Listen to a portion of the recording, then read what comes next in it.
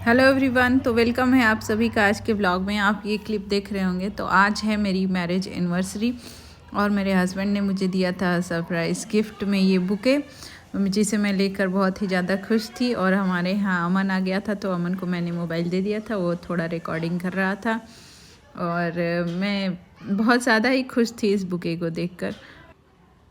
और शाम को जाते हम पार्टी करने। आप देखिए ये बर्तन के नीचे आप गेस कर सकते हैं क्या है, तो चलिए आपको दिखाती हूँ। ये है शकरकंद।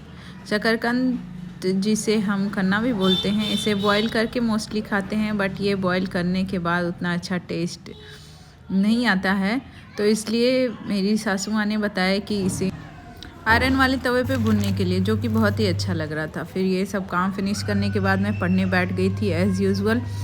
और इससे पहले मैं लाइव भी आई थी और 2 o'clock से 3 o'clock तक लगभग, थोड़ा कम ज़्यादा हुआ होगा, मैं लाइव थी, लाइव पढ़ा था मैंने। उसके बाद फिर मैंने वीडियो बनाई थी और इस वीडियो बनाते समय मैं अपने क्वेश्चन सॉल्व कर रही थी।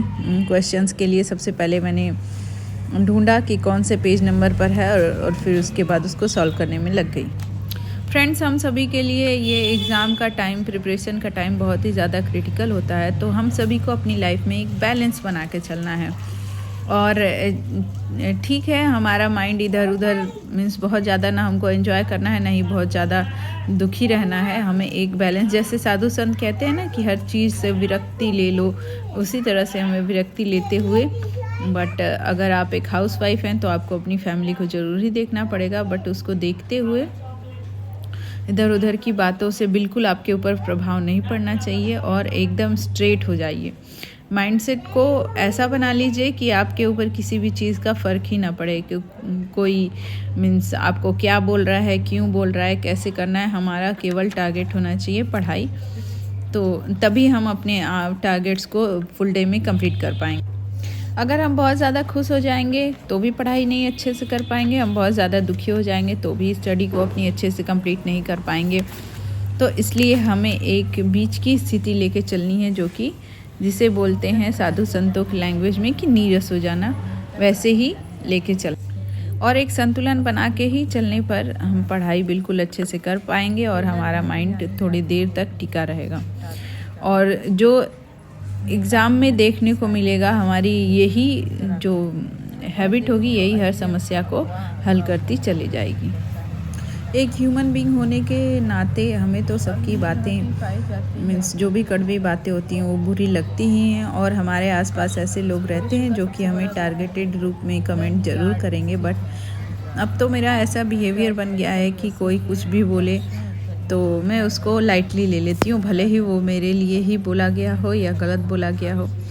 तो ऐसा ही आप सभी भी करें, उसको बहुत ज़्यादा माइंड पे ना लें, क्योंकि एक समय आएगा जब हम भी सक्सेसफुल हो जाएंगे और हमारी सक्सेस ही सबको जवाब दे देगी।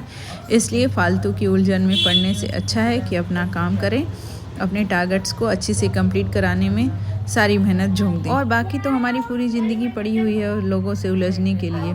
जब आपका टाइम आएगा तो जो आपसे उलझना चाहते हैं उनसे उलझ लीजिएगा। और मैं पर्सनली आप लोगों से यही बोलूँगी कि आप लोग ज़्यादा लंबा टारगेट नहीं बनाइए, एक दिन का टारगेट बनाइए, छोटे छोटे टारगेट्स बनाइए और उसको सही से पढ़िए और एक एक दिन करते हुए अपने टारगेट्स को कंप्लीट करते जाइए। और इस तरह से आपको पता नहीं चलेगा, पूरा सिलेबस धीरे धीरे कंप्लीट हो जाएगा। और जो एक इम्पॉर्टेंट चीज़ है वो है कि हमेशा उन कारणों पर फोकस करिए जिस पे आपको ध्यान देने से हमारा सिलेक्शन होता है। अक्सर लोग क्या करते हैं कि हमेशा उसी पर विचार करते रहते हैं कि क्या किस कारण से सिलेक्शन नहीं हुआ, इसका कारण क्या है। हमारे आसपास ऐसे लोग हैं जो बार बार हमें याद दिलाते हैं कि तुम्हारा 2 नंबर से नहीं हुआ, 4 नंबर से हुआ, तुम नहीं कर सकते। पर हमें उन सब की बातों को नहीं ध्यान देना है। और घर पर ही रह के अगर आप तैयारी कर रहे हों तो इसका कोई मीन्स आपको साइड इफ़ेक्ट नहीं होना चाहिए। आप अपने जो लोग आपको घर में अच्छे लगते हैं उनके साथ बैठिए, उनसे अपनी प्रॉब्लम शेयर करिए, उनसे समय मांगिए कि हमको समय दीजिए पढ़ने का, तभी आप अपने आप को इम्प्रूव कर पाएंगे। तो पहले आपको एकदम दृढ़ निश्चय और दृढ़ प्रतिज्ञा कर लेनी है कि इस बार हमको एक सीट लेना ही है, चाहे जो भी हो जाए। तो आप इस दृढ़ प्रतिज्ञा के साथ अपनी तैयारी को कंप्लीट करें। और आई होप कि आपको ये वीडियो हेल्पफुल रही होगी। तो अपने प्रिपरेशन के समय अगर आपको एक आध 2 मिनट या कुछ मिनट्स का टाइम मिले तो ज़रूर कोई मोटिवेशनल वीडियोस देखिए, लोग कैसे तैयारी कर रहे हैं वो देखिए। और अपनी तैयारी में कभी भी किसी भी दिन का ब्रेक मत करिए। आप स्टडी आवर्स को ऊपर नीचे कर सकते हैं बट कोई भी दिन गैप मत जाने दीजिए। तो चलिए मिलते हैं कल, तब तक के लिए बाय।